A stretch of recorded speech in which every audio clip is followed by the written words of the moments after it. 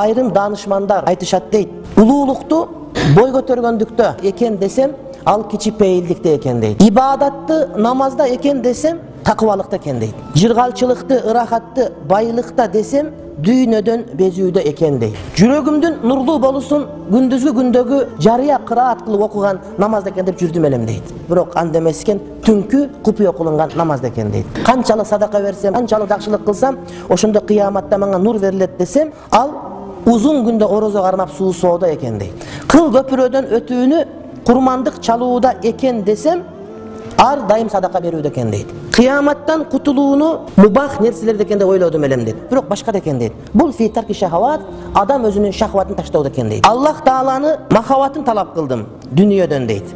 Бирок анда эмес экен, бул Аллахтын өзүн эстөөдө, зикир кылууда турат экен дейт. Ыйманымдын бүтүндүгү адамдар көп чогулгандыкта десем, бул жалгыздыкта экен дейт.